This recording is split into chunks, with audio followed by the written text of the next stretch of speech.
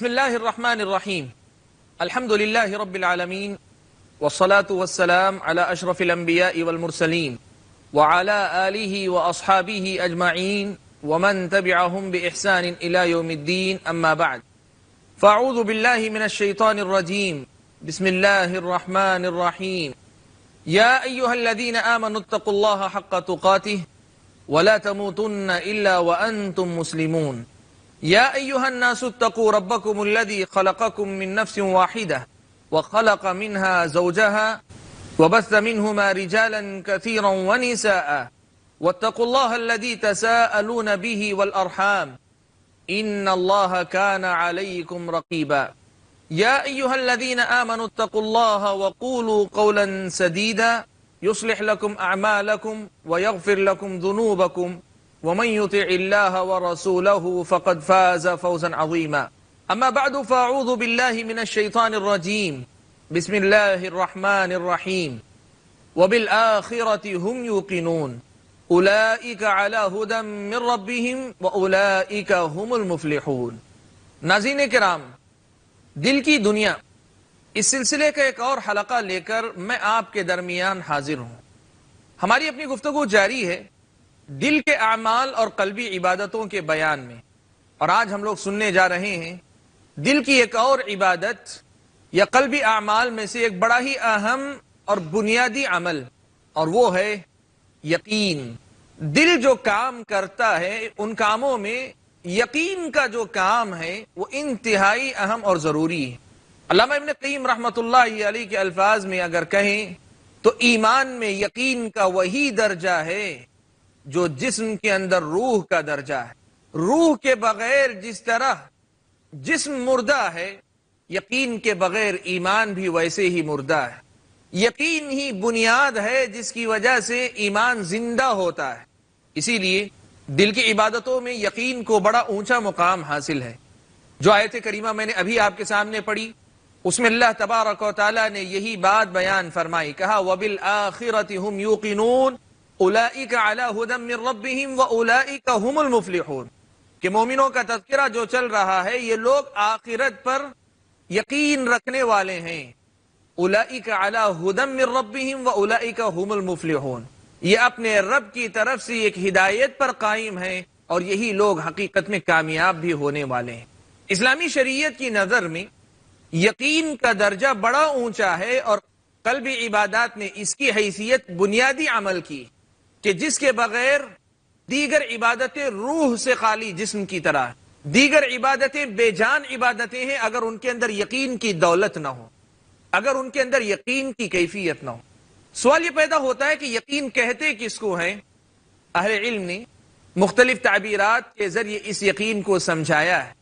بعض اہل علم نے لکھا ہوا سکون الفہم مع ثبات الحکم، کہ عقل کے نزدیک، دل کے نزدیک اگر کوئی حکم ثابت ہوتا ہے اور اس پر آپ کا دل پرسکون ہو جاتا ہے تو اس کا مطلب یہ ہوا کہ آپ نے اس پر یقین کر لیا۔ بعض اہل علم نے یقین کی تعریف میں ایک اور نزاکت ملحوظ رکھی۔ ان لوگوں نے لکھا هو الاعتقاد الجازم الثابت المطابق للواقع، کہا کہ ایسا اعتقاد جس پر آدمی جمع رہے اور اس پر ثابت قدم رہے، جو ثابت ہو انسان کے نزدیک اور وہ حقیقت کے مطابق بھی ہو۔ اس کا مطلب یہ ہوا کہ اگر یہ حقیقت کے برخلاف آدمی کسی چیز کا اعتقاد رکھے تو وہ یقین نہیں کہلاتا۔ حقیقت کے مطابق اگر آدمی کسی چیز پر پوری طرح بھروسہ کرتا ہے تو اسلامی شریعت کی نظر میں یہ یقین ہے، اور یقین کا درجہ اسلامی شریعت کی نظر میں بڑا اونچا ہے۔ علامہ ابن قیم رحمۃ اللہ علیہ نے اس یقین کی ضرورت اور اس یقین کی اہمیت کو واضح کرتے ہوئے لکھا ایاک نعبد و ایاک نستعین کے جو منازل ہیں ان منازل میں اس کا مقام بہت اونچا ہے۔ اور آگے لکھتے ہیں کہ صبر اور یقین دونوں پیدا ہو، یعنی کسی چیز کا یقین ہو پھر اس پر آدمی جم جائے، ڈٹ جائے، تو اسی سے دین میں امامت کا درجہ ایک بندے کو نصیب ہوتا ہے۔ اور آگے لکھتے ہوئے کہتے ہیں یہ یقین قلبی اعمال کی روح ہے، اور قلبی اعمال جوارح کے اعضاء کے اعمال کی روح ہیں۔ اس کا مطلب یہ ہوا کہ انسان کے جو ظاہری اعضاء ہیں ان کی روح انسان کے اپنے قلب کے اعمال ہیں، قلب کی کیفیتیں، اور قلب کی جو عبادتیں اور جو اعمال جو کیفیتیں ہیں ان کی روح یہ یقین ہے۔ یہ علامہ ابن قیم رحمۃ اللہ علیہ نے لکھا ہے۔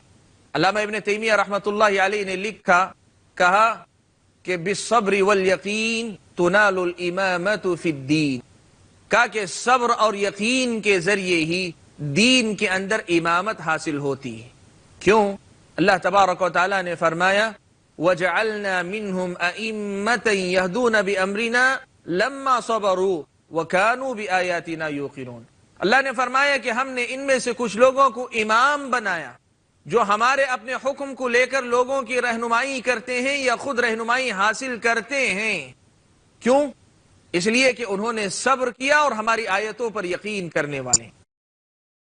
گویا یقین اور صبر کے نتیجے میں اللہ تبارک و تعالیٰ نے امامت کا وہ درجہ عطا کیا۔ سبحان اللہ، اس سے بات میرے اور آپ کے سامنے کھل کر آتی ہے، واضح ہوتی ہے کہ اسلامی شریعت کی نظر میں یقین کا جو مقام ہے یہ ایک ایسا مقام ہے کہ آدمی اس کو اگر مکمل کرے تو دین میں امامت کے درجے تک وہ پہنچتا ہے۔ اسی لیے علم کو اللہ تبارک و تعالیٰ نے انبیاء کی وراثت قرار دیا اور علماء کو انبیاء کا وارث قرار دیا، اس لیے کہ علم یہ یقین پیدا کرنے کا سب سے عمدہ ذریعہ، سب سے اچھا ذریعہ ہے۔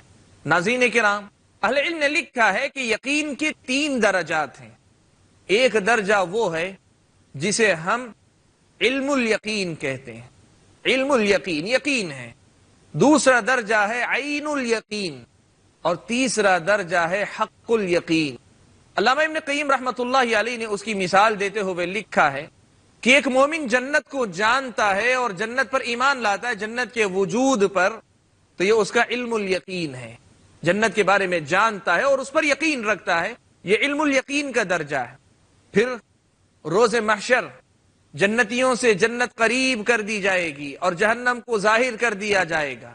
وَأُزْلِفَتِ الْجَنَّةُ لِلْمُتَّقِينَ وَبُرِّزَتِ الْجَحِيمُ لِلْغَاوِينَ، کہا جب جنت قریب کر دی جاتی ہے تب پھر یہ عین الیقین ہے، یعنی پہلے سے زیادہ اونچے درجے تک اس کو یقین ہو جاتا ہے، اس لیے کہ جس جنت کے بارے میں اسے یقین تھا اس جنت کو اپنی نگاہوں کے سامنے دیکھ رہا ہے۔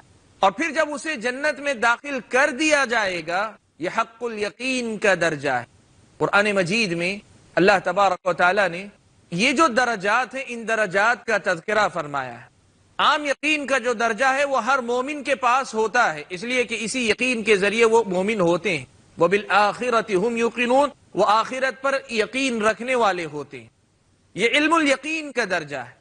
دوسرا درجہ ہے عین الیقین کا، اور عین الیقین کے درجے کے لیے قرآن مجید کی وہ آیت کریمہ میرے اور آپ کے سامنے ہے، جس آیت میں اللہ تبارک و تعالی نے ہدہد اور سلیمان علیہ السلام کی گفتگو نقل فرمائی۔ ہدہد نے سلیمان علیہ السلام کے سامنے ملکہ سبا اور اس کی حکومت کے حالات بیان کیے تو اس نے کہا وَجِئْتُكَ مِن سَبَإٍ بِنَبَإٍ یقین، کہ میں سبا سے آپ کے پاس ایک یقینی خبر لے کر آیا۔ یہ عین الیقین ہے، یعنی جس چیز کا اس نے اپنی آنکھوں سے مشاہدہ کیا ہے، جس چیز کو اس نے اپنی آنکھوں سے دیکھا ہے، دیکھ کر بیان کر رہا ہے، یہ عین الیقین کا درجہ ہے۔ اور رہی بات حق الیقین کی تو اللہ تبارک و تعالی نے جہنم کا تذکرہ کرتے ہوئے فرمایا فَنُزُلٌ مِّنْ حَمِيمٍ وَتَصْلِيَةُ جَحِيمٍ إِنَّ هَذَا لَهُوَ حَقُّ الْيَقِينِ۔ اللہ تعالیٰ نے فرمایا گرم گرم پانی سے، کھولتے ہوئے پانی سے ان کا استقبال کیا جائے گا جہنمیوں کا، وَتَصْلِيَةُ جَحِيمٍ، اور جہیم بھڑکتی آگ میں ان کو داخل کیا جائے گا۔ إِنَّ هَذَا لَهُوَ حَقُّ الْيَقِينِ، بے شک یہی حق الیقین کا درجہ ہے۔ سبحان اللہ۔ ناظرین کرام، یقین کے یہ جو 3 درجات ہیں یہ کسی بھی مسئلے سے متعلق ہو سکتے ہیں۔ اللہ تعالیٰ کی ربوبیت، اللہ تعالیٰ کی الوہیت کا حق، اللہ تبارک و تعالیٰ کی بیان کردہ بہت ساری باتیں، بہت ساری حقیقتیں، جنت اور جہنم کے احوال، دنیا جہاں کے جتنے معاملات ہوتے ہیں ان سب کے اندر یہ درجات ہو سکتے ہیں۔ اور اس کا سیدھا سا مطلب یہ ہے کہ بندہ جو خبر اللہ تعالیٰ کی طرف سے اس کے پاس آتی ہے اس پر پورا پورا یقین رکھے اور پھر اس درجے کو اونچے سے اونچا کرنے کی کوشش کرے۔ اہل علم نے لکھا یہ 3 درجات ہیں۔ تین درجات کے تقاضے اپنے اپنے ہیں۔ علم الیقین، جس میں دلیل کی آدمی کو ابھی یقین تو ہے، بتانے والے کو دیکھ کر یقین کر رہا ہے، لیکن پھر بھی سوچتا ہے کہ کوئی دلیل آ گئی تو اس کا یقین اور بڑھ جائے گا۔ اب دلیل کے بعد چیز کو خود بخود دیکھ لے گا تو پورا پورا یقین کر لے گا۔ اہل علم نے لکھا کہ اس کا سیدھا سا مطلب یہ ہے کہ شریعت کی بیان کردہ حقائق پر علم الیقین کا درجہ ہر مومن کے اندر پیدا ہوگا، اس لیے کہ اللہ کی خبر اور نبی کی خبر، اللہ کی بتائی ہوئی بات نبی کی بتائی ہوئی بات ہے، لیکن بندے کو کوشش یہ کرنی ہے کہ وہ اس یقین کو عین الیقین کے درجے تک یا ہو سکے تو حق الیقین کے درجے تک لے جائے۔ ناظرین کرام، ہم یہاں پر ایک چھوٹا سا بریک لیتے ہیں، بریک کے بعد واپس لوٹ کر ہم لوگ قلبی عبادات میں سے ایک اور عبادت کا اور بڑی اہم عبادت کا تذکرہ سنیں گے۔ السلام علیکم ورحمۃ اللہ وبرکاتہ۔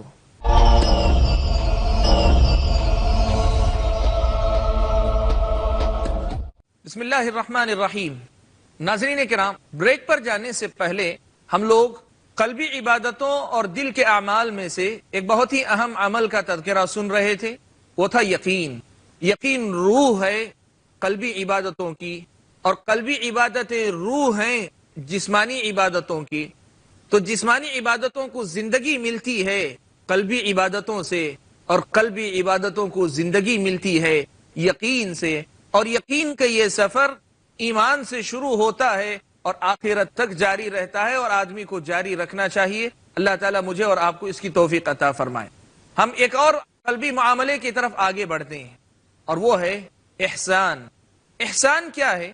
قرآن مجید میں اللہ تبارک و تعالیٰ نے احسان اور محسنین کا بڑا تذکرہ فرمایا۔ اللہ تبارک و تعالیٰ نے فرمایا ان اللہ مع الذین اتقوا والذین هم محسنون، بے شک اللہ تبارک و تعالیٰ ساتھ ہیں ان لوگوں کے جو متقی ہوئے اور ان لوگوں کے جو محسنین ہیں، احسان کے درجے کو اختیار کرنے والے ہیں، احسان کو اختیار کرنے والے ہیں۔ اور اللہ تبارک و تعالیٰ نے کئی ایک مقامات پہ فرمایا کہ ان اللہ یحب المحسنین، کہ اللہ تبارک و تعالیٰ احسان کے درجے میں رہنے والوں کو سے محبت کرتے ہیں۔ یہ احسان کیا ہے؟ اہل علم نے اس کی تشریح کرتے ہوئے لکھا کہ احسان کا سیدھا سا معنی یہ ہے کہ کسی بھی کام کو اچھے طریقے سے انجام دیا جائے، کوئی بھی کام ہو اسے اچھے طریقے سے انجام دیا جائے، یہ احسان ہے۔ اور شریعت اسلامیہ میں جو احسان کا لفظ استعمال ہوا ہے، اس کے دو مطلب ہیں۔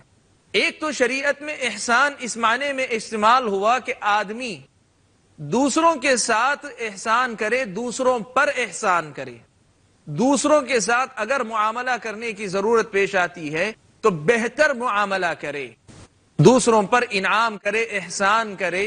یہ احسان کا ایک درجہ، یہ احسان کی ایک قسم ہے جو شریعت میں بیان ہوئی۔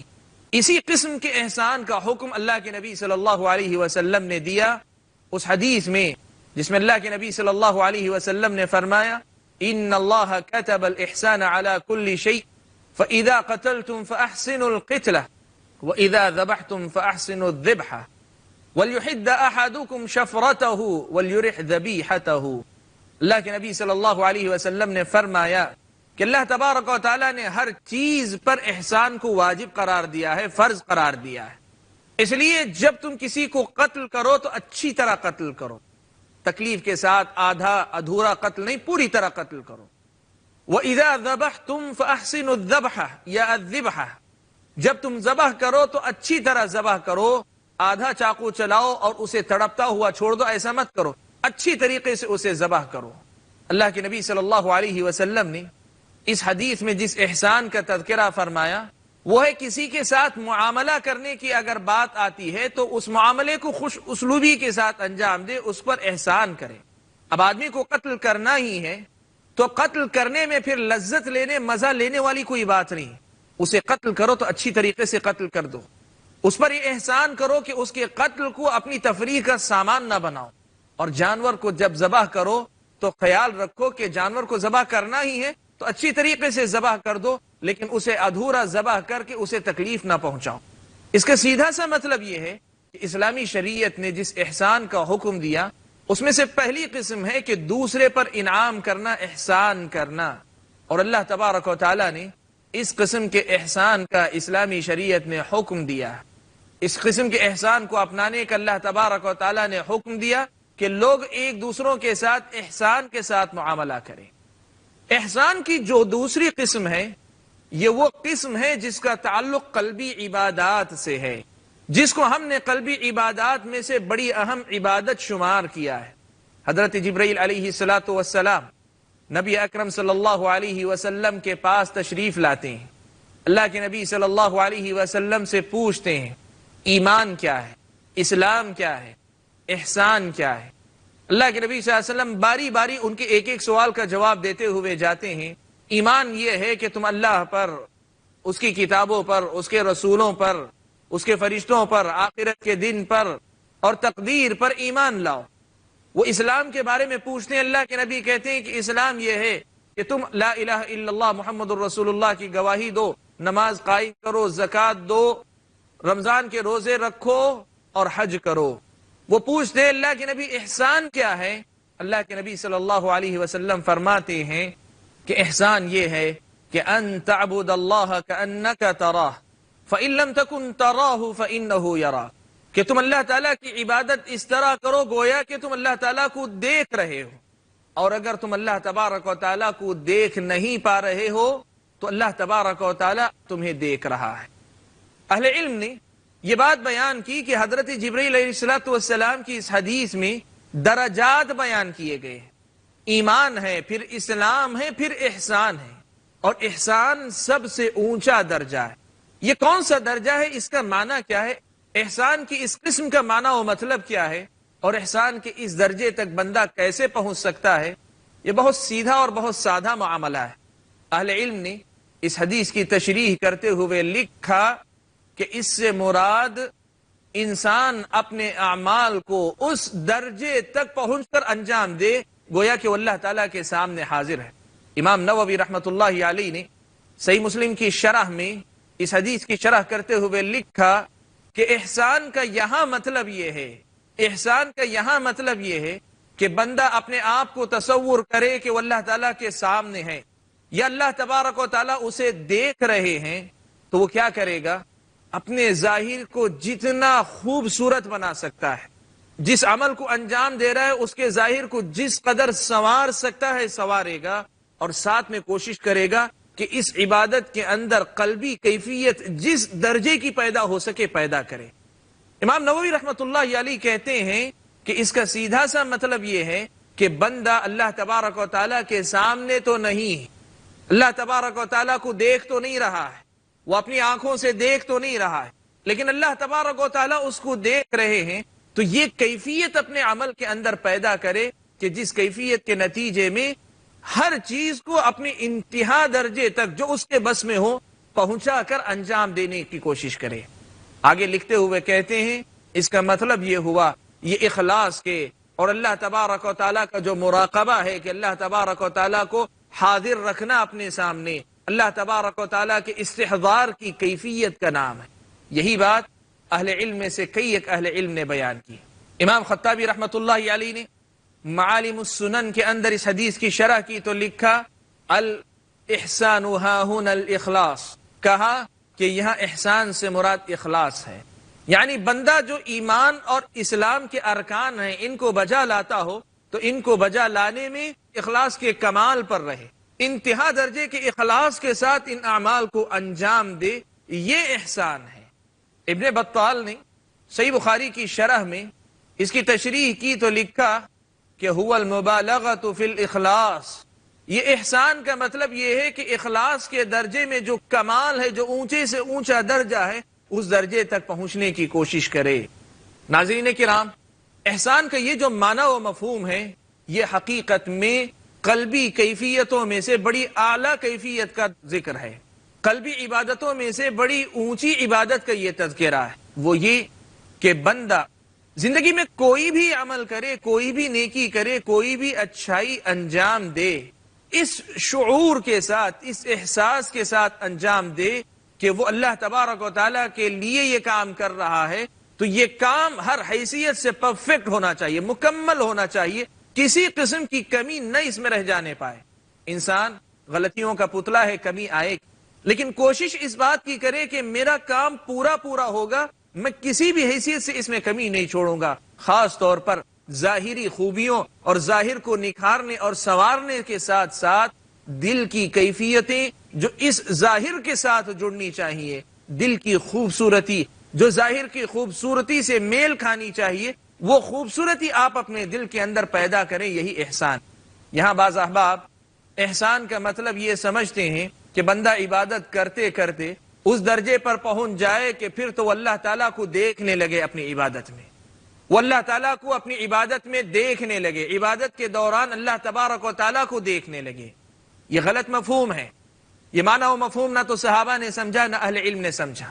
میں نے آپ کے سامنے نقل کی بات امام خطابی کی شرح کے مطابق، امام نووی کی شرح کے مطابق، ابن بطال کی شرح کے مطابق، ابن دقیق العید کی شرح کے مطابق اور ایسے اور دسیوں علماء کی شرح کے مطابق، یہ خالصتاً اخلاص کے کمال کی بات ہے۔ یہ انسان کی ایسی کسی ترقی کا نام نہیں ہے کہ انسان عبادت کرتے کرتے اس درجے میں پہنچ جائے کہ جہاں وہ اللہ تبارک و تعالیٰ کا مشاہدہ کرنے لگے۔ نعوذ باللہ، یہ غلط عقیدہ، غلط تصور ہے احسان کا جو بعض احباب کے اندر پایا جاتا ہے، ورنہ اسلامی شریعت کی نظر میں یہ احسان کا درجہ تو ایک عام مومن سے مطالبہ اس کا کیا جاتا ہے کہ وہ اس تک پہنچنے کی کوشش کرے، یعنی اخلاص کو اپنے اندر پورا پورا لانے اور ظاہری حسن کو اپنی عبادت میں پورا پورا لانے کی کوشش کرے۔ ناظرین کرام، جو بندہ دونوں قسم کے احسان کو اپنے اندر پیدا کر لے، ایک تو دوسروں پر انعام کرنا، احسان کرنا، اور دوسری طرف اپنی عبادتوں میں یہ کیفیت پیدا کرنا کہ وہ گویا اللہ تبارک و تعالیٰ کو دیکھ رہا ہے، اور اگر وہ دیکھ نہیں پا رہا ہے تو اللہ تبارک و تعالیٰ تو اسے دیکھ رہے، کیفیت کو اپنے ذہن میں رکھ کر استحضار کی اس کیفیت کے ساتھ عبادت انجام دے تو اللہ تعالیٰ کی نظر میں ان کا مقام بڑا اونچا ہے۔ اللہ تبارک و تعالیٰ نے فرمایا للذین احسنوا الحسنى وزیادہ ولا يرهق وجوههم قتر ولا ذلہ۔ اللہ نے فرمایا جو لوگ احسان کے درجے تک پہنچتے ہیں ان کے لیے حسنہ یعنی جنت کا وعدہ ہے، وزیادہ یعنی اللہ تبارک و تعالیٰ کے دیدار کا وعدہ ہے۔ سبحان اللہ، احسان کی کیفیت جو بندہ پیدا کر لے اس کے لیے جنت کا وعدہ، اور جنت میں اللہ تبارک و تعالیٰ کے دیدار کا وعدہ ہے۔ وَلَا يَرْهَقُ وُجُوهَهُمْ قَتَرٌ وَلَا ذِلَّةٌ، اور یہ ضمانت بھی ہے کہ کل کے دن، قیامت کے دن ان کے چہروں پر ذلت و رسوائی کی کوئی پرچھائی بھی نہیں پڑے گی۔ سبحان اللہ۔ اپنی عبادتوں میں، قلبی عبادتوں میں سے یہ بڑی اہم عبادت احسان کی جو کیفیت ہے، اس کو ہم پیدا کر لیں، ہمارے اپنے اعمال سنور جائیں، ہمارے اپنے اعمال سدھر جائیں گے، اور اللہ تعالیٰ کے پاس بڑے اونچے درجے کے حامل ہم لوگ ہو جائیں گے۔ ناظرین کرام، دل کے اعمال کے تذکرے کے سلسلے میں ہم لوگ اپنی گفتگو کو اگلے ایپیسوڈ میں بھی جاری رکھیں گے۔ تب تک کے لیے السلام علیکم ورحمۃ اللہ وبرکاتہ۔